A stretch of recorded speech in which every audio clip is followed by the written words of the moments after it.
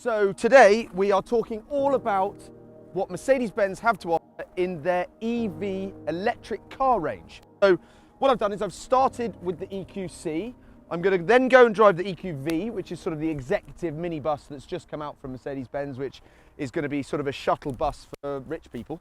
And then I'm going to drive also the little Smart Fortwo, which I've been really keen to drive because I think they're rubbish with an engine, so I think they'll be an absolute great contender for a great little city car with an electric motor. So I'm going to drive that as well. And I'm genuinely going to see what they're like because I don't know what these cars are like. I've never driven one. I haven't had much time in electric cars before, and I'm interested to see whether they are as refined as everyone says they are, whether they're nice to drive. So what we're going to do is we're going to go out and I've got today, the whole day, to spend doing this, and I'm going to see what each of those three cars are like. So let's go and try them. Now I'm specifically in the range of Mercedes Benz electric cars. The first one being their full electric EQC 400. Now I haven't actually driven this car yet, so let's see how it works. So we've got, it's all very Mercedes Benz. It's all beautifully made in here. The steering wheel's very, very expensive looking. It's the same that you get on an S-Class or an E-Class. The materials in here are sort of slightly odd. I don't really know what they are. It's a sort of synthetic material. It's quite nice. I don't like the bronze situation that's going on in here. It looks like one of those sort of rose gold iPhones. Not a big fan, but I'm sure you can spec that without. Everything else in here, yeah, it feels like a normal Mercedes. It feels very familiar. Let's have a little drive of it, shall we? Right, so you press the start button and it all lights up like a Christmas tree. Tells you to put the seatbelt on, which we've already done. All the satellite navigation comes up with all of these big screens. It's all very smart. Everything is all concise and it looks like a retina display or something that's very, very crisp. Right, so then normal Mercedes-Benz thing, stalk on the steering wheel, and off we go. It just moves forwards. Oh, this is eerie. It is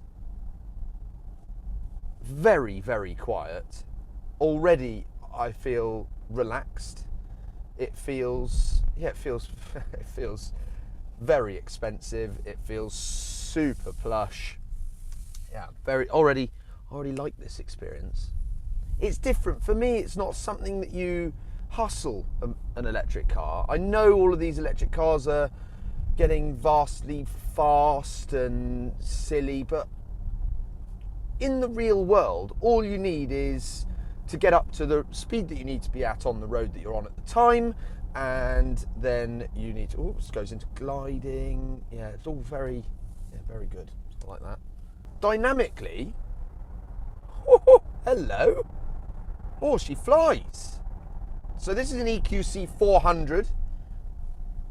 Oh, the brakes feel spongy, soft. Don't like that, but I'm sure they'll warm up. I don't know, but they're regenerating power into the electric motors. Now, round and roundabout, yeah, okay. Yeah, it's got plenty of grunt, this car. We're doing 60 miles an hour. It's perfect for everyday living. You could accelerate onto a motorway, no problem at all. On the satellite navigation here, we've got all the charge points being shown. Now, I know that Mercedes have Charge Me or Me Charge or whatever it's called, and that is, so when you type in that you want to go on a slightly longer journey, so say you wanted to nip down to Cornwall from Bristol, it's quite a long journey and you might need to recharge on the way. You'll put it into your satellite navigation. Your satellite navigation chooses the route for you that has the most charging points and the fastest charging points, and it's all extremely clever. On EV cars, I hate regenerative braking. I really, really don't like it. There's something about it that makes me, I already feel sick, and I've been driving for less than 5 minutes. It's something that I've always struggled with in Teslas and things like that. It's something that you, I think, have to get used to, but I struggle dramatically from seasickness and motion sickness if I'm not driving. But on these, I am driving and I still feel like I'm going to throw up. Now, This car is telling me that it has 194 miles of range, which, is that good enough? I don't know. Is that good enough? Does it actually provide 194 miles of range? I don't know. I would need to spend more time in one. I would very much like the seating position to be slightly lower. It feels a little bit old man to me, but the seats are extremely comfortable. It's an interesting prospect, and the fact that these cars are going in the direction of electric motors, even if it's hybrid power or, you know, with an engine and an electric motor, I think this car is one to be admired. Blimey. Yeah, it's quick. This was very quick.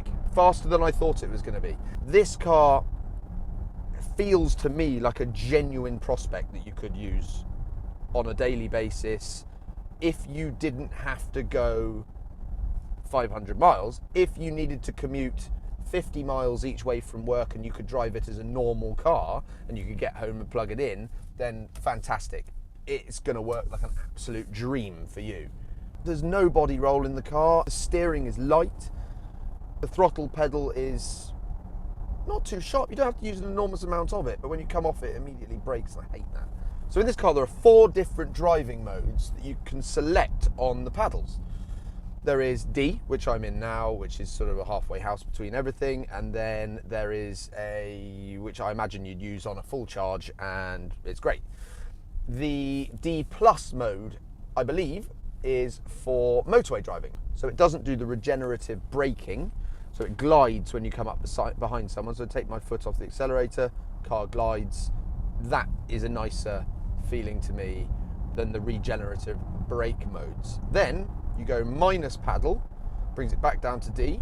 You then go D minus. Now that gives a little bit more regeneration on the brakes, and it already makes the car feel like the brakes are on the whole time.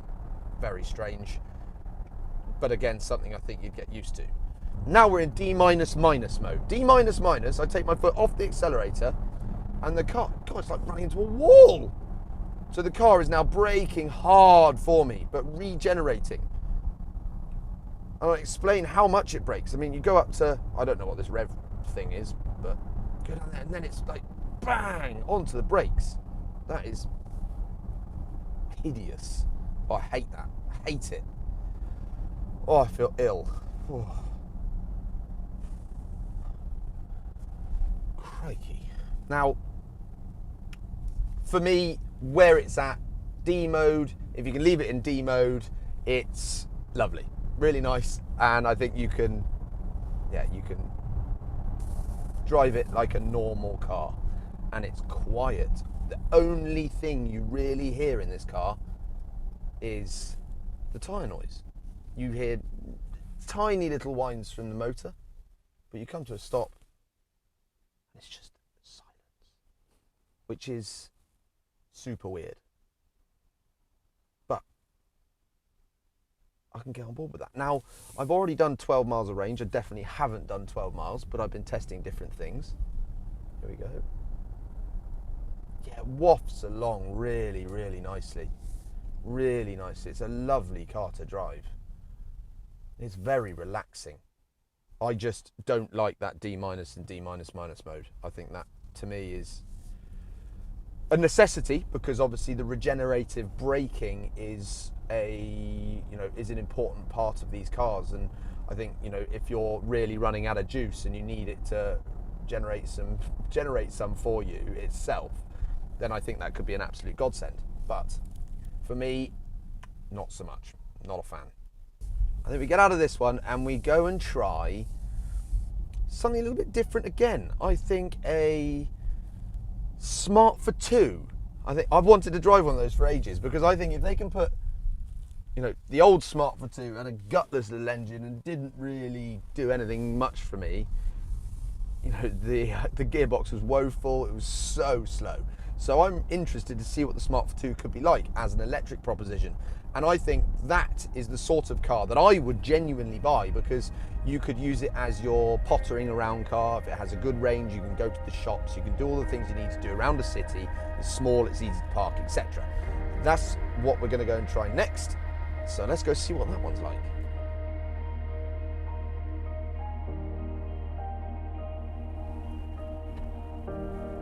Yeah, it's a convertible one.